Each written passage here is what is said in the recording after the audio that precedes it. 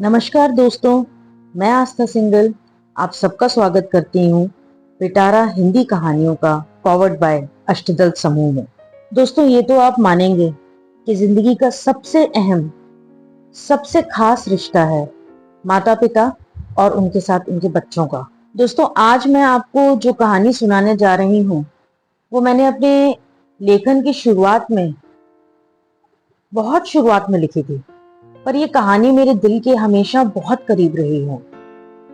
जब हमारे माता पिता उम्र दराज हो जाते हैं, बुढ़ापे की तरफ अग्रसर होने लगते हैं, उस समय उन्हें बहुत सी परेशानियां, बहुत सी बीमारियां घेर लेती हैं। और कभी कभी कुछ ऐसी बीमारियां लग जाती हैं जिसपे हमारा कोई बस नहीं होता, और बस हम ये प्रार्थना कर सकते हैं कि वो हमारे साथ जितना ज्यादा जी सकें जी लें। आज मैं आपको एक पिता और उसकी बेटी की कहानी सुनाने जा रही हूँ, और आशा करूंगी कि ये कहानी आपको भी उतनी ही पसंद आए जितनी मुझे आई थी जब मैंने इसे लिखा था। तो प्रस्तुत है दोस्तों मेरी कहानी, पापा आप मुझे भूल गए। पापा प्लीज मुझे मत छोड़ना, मैं गिर जाऊंगी। पापा मुझे डर लग रहा है, मुझे पकड़ लो। नन्ही स्नेहा अपने पापा से चिपक कर मैरी गो राउंड में बैठी हुई थी। डरती क्यों हो स्नेहू मेरी गुड़िया, मैं हमेशा तुम्हारे पास ही रहूंगा, तुम्हें कभी नहीं छोड़ूंगा, उसके पापा राम प्रताप सिंह ने उसको कसकर पकड़ते हुए कहा। आप कभी मुझे भूल गए तो? स्नेहा ने भोलेपन से पूछा। ऐसा दिन कभी नहीं आएगा मेरी लाडो, मैं और तुम्हें भूल जाऊं, हो ही नहीं सकता। अगर ऐसा हुआ तो वो मेरी जिंदगी का आखिरी दिन होगा, राम प्रताप सिंह हंसते हुए बोले। फिर दोनों मिलकर हंसने लगे और चारों तरफ उनकी हंसी गूंजने लगी। उस हंसी की गूंज में स्नेहा को कोई परिचित सी आवाज सुनाई पड़ी। स्नेहा, स्नेहा पापा उठो, पापा के पास चलो। स्नेहा जैसे अपने स्वप्न से निकलकर हकीकत में लौटी। उसने अपने इर्द गिर्द के वातावरण को देखा। वह हॉस्पिटल में बैठी थी। उसके सामने उसका पति कार्तिक और बेटी पूजा खड़े थे। क्या हुआ पापा को? स्नेहा चौंक कर खड़ी हो गई। तुम तुम चलो, डॉक्टर बुला रहे हैं, कार्तिक बोला। स्नेहा ने अपने जड़ शरीर को जबरदस्ती उठाया। अपने पैर रूम की तरफ ले जाना चाहती थी, पर जा नहीं पा रही थी। 2 साल पहले उसकी मां शकुंतला का देहांत हो गया था। उसकी मां और पिता में बहुत गहरा लगाव था, इसलिए अपनी पत्नी, अपने हमसफर की जुदाई उसके पापा सहन नहीं कर पा रहे थे। स्नेहा ने बहुत जिद की कि उसके पापा उसके पास आकर रह लें, पर पापा मानते ही नहीं थे। स्नेहा का अपने पापा से बहुत ज्यादा लगाव था। बचपन से ही वह अपने पापा की लाडली बेटी थी। उसके पापा और उसके भाई आर्यन से ज्यादा उसको प्यार करते थे, और इसलिए वह अपने भाई को हमेशा छेड़ती थी। कुछ साल बाद आर्यन विदेश चला गया और माँ बाप के पास स्नेहा ही रह गई। शादी के बाद भी स्नेहा बराबर उनसे मिलने आती थी और उनके साथ वक्त बिताती थी। पर माँ के जाने के बाद उसके पापा ने अपना ख्याल रखना जैसे बंद कर दिया। वह अपनी ब्लड शुगर को लेकर बहुत लापरवाही दिखाते थे, इसलिए कभी कभी उनका मधुमेह बहुत बढ़ जाता था। पर धीरे धीरे उसके पापा का शुगर बढ़ता ही चला जा रहा था, इसलिए डॉक्टरों ने इंसुलिन इंजेक्शन लगाने की सलाह दी। अब स्नेहा हर रोज अपने पापा को सुबह शाम खाने से पहले इंजेक्शन लगाती थी। उसके खान पान का वह बहुत बहुत ज्यादा ध्यान रखती थी। एक दिन जब वह अपने पापा को इंजेक्शन लगा रही थी, तो वह अचानक बोले, स्नेहा ये तो मुझे किस चीज का इंजेक्शन लगा रही है बेटा? स्नेहा थोड़ा चौंक गई और बोली, पापा रोज आपको इंसुलिन के इंजेक्शन लगाती हूँ, भूल गए क्या आप? अरे नहीं नहीं, याद है मुझे, पर क्यों लगाती है? उसके पापा ने बच्चों जैसी भाषा में पूछा। स्नेहा जोर से हंस पड़ी और बोली, क्योंकि आप मीठा खाना नहीं छोड़ते पापा। अगर आप मीठा छोड़ दोगे तो मैं ये इंजेक्शन लगाना छोड़ दूंगी। अच्छा जी, याद है जब तू छोटी सी थी और मीठे की जिद करती थी तो मैं तुझे कहीं से भी मीठा लाकर देता था। एक बार महीने के आखिरी दिन तूने मुझसे काजू की बर्फी की फरमाइश की थी, पर जेब में उस दिन पैसे नहीं थे, तो मैंने अपने दोस्त से उधार लेकर तुझे बर्फी खिलाई थी।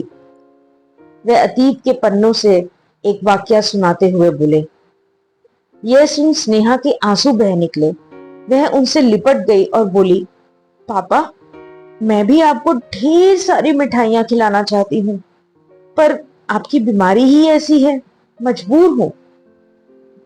उन्होंने उसके सिर पर हाथ फेरा और उठकर चले गए। ये किसकी हरकत है?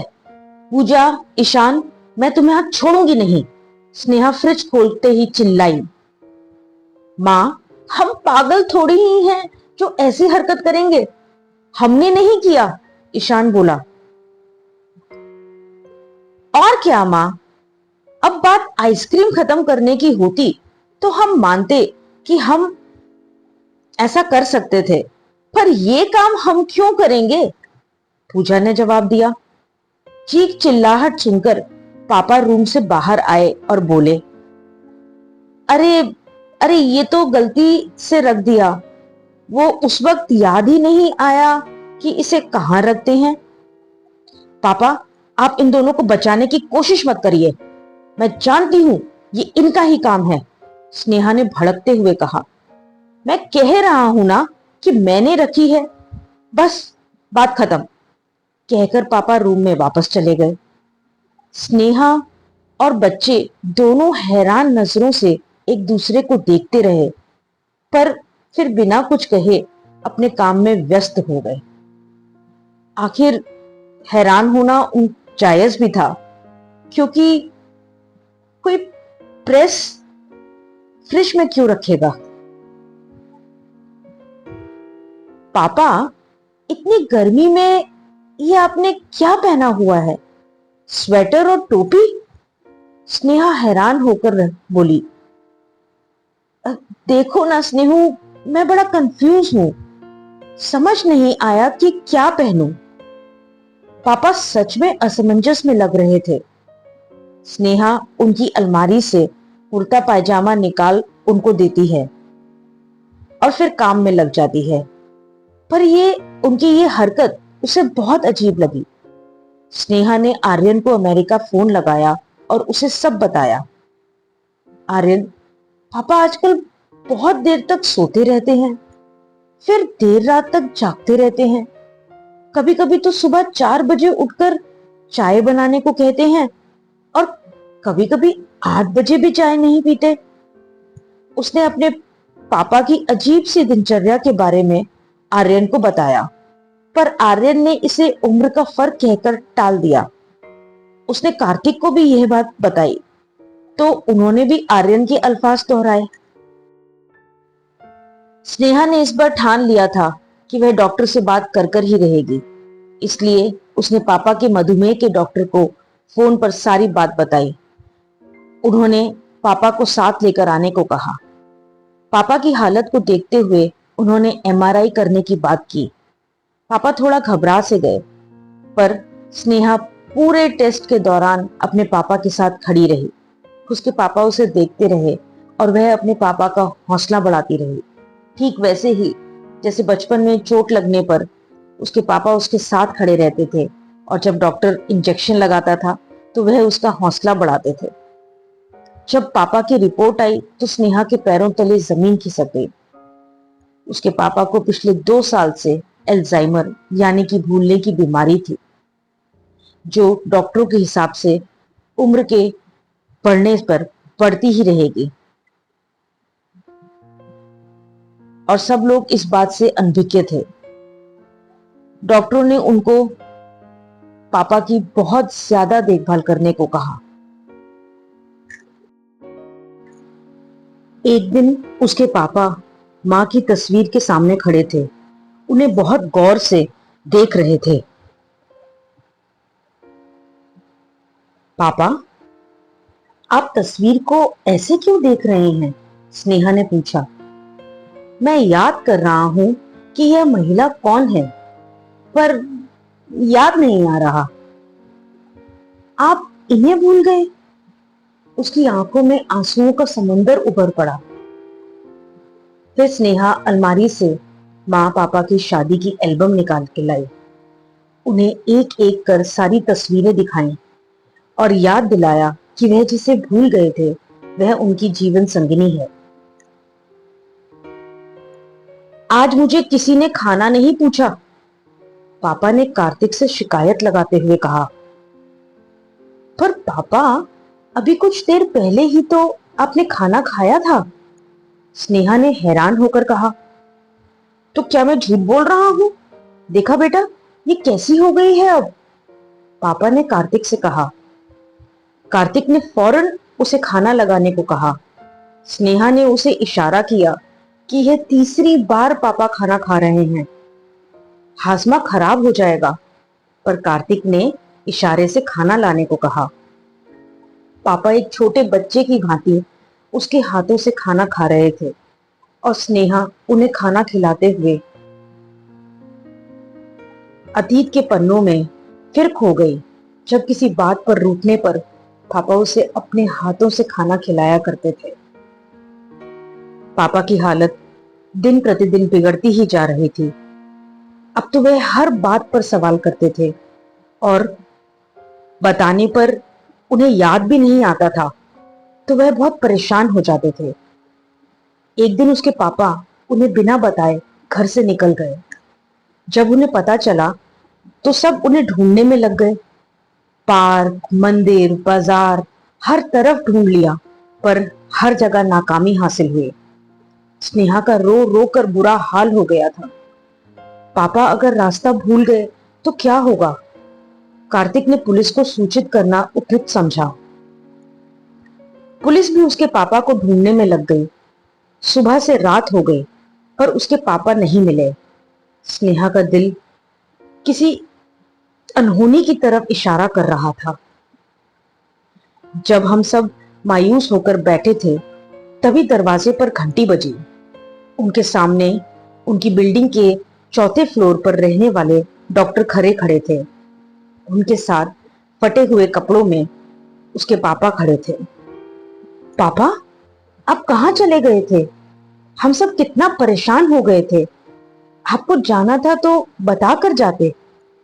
स्नेहा बोलती जा रही थी और उसके पापा उसे आंखों में उलझन लिए सुनते जा रहे थे। पापा, आप बोलते क्यों नहीं? कुछ तो बोलिए, उसने पापा का हाथ पकड़ते हुए कहा। उन्होंने झट से अपना हाथ छुड़ा लिया और बोले, आप आप कौन हैं? मैं आपको नहीं पहचानता। ये शब्द सुनते ही स्नेहा की तो जैसे दुनिया ही खत्म हो गई। पापा आज मुझे भूल गए, पर उन्होंने मुझसे प्रॉमिस किया था कि वे मुझे कभी नहीं भूल सकते। डॉक्टर खरे ने कार्तिक को बताया कि उन्होंने पापा को सिग्नल पर भीख मांगते देखा था। उन्हें समझते देर नहीं लगी कि क्या हुआ है। उन्होंने फौरन पापा को गाड़ी में बिठाया और घर ले आए। कार्तिक ने उनका धन्यवाद किया। स्नेहा, यह तो एक दिन होना ही था। डॉक्टर ने तुम्हें इस बात के लिए पहले से ही तैयार रहने को कहा था, है ना? फिर क्यों रो रही हो? अब हमें पापा का ज्यादा ध्यान रखना चाहिए। ऐसा करता हूँ, एक नर्स रख लेते हैं जो हर समय उनके साथ रहेगी, ठीक है? कार्तिक ने कहा। स्नेहा कुछ और ही सोच रही थी, पर क्यों ऐसा सोच रही थी नहीं मालूम, पर अंदर से एक अजीब सी बेचैनी थी। वही अजीब सी बेचैनी उसे पापा के कमरे तक ले गई और वहां जो देखा तो रोंगटे खड़े हो गए। पापा जमीन पर गिरे हुए थे, बेहोश थे। सब फौरन उन्हें लेकर अस्पताल भागे। वर्तमान समय जब स्नेहा अस्पताल में बैठी थी, स्नेहा धीरे धीरे आईसीयू की तरफ बढ़ी। उसकी बेचैनी और डर सच हो गया था। बचपन में उस दिन झूले पर उसके पापा ने उससे कहा था कि जिस दिन वह उसे भूल जाएंगे वह उनकी जिंदगी का आखिरी दिन होगा। आईसीयू में पहुंच उसने देखा कि उसके पापा के मुंह पर, हाथों पर नलियां लगी हैं और वह तेज तेज सांस ले रहे हैं। डॉक्टर ने उन्हें जवाब दे दिया। कार्तिक ने फौरन उसे संभाला। वह जानता था कि स्नेहा इस सदमे को बर्दाश्त नहीं कर सकेगी। उसके पापा ने उसे देखा और इशारे से उसे बुलाया और कहा,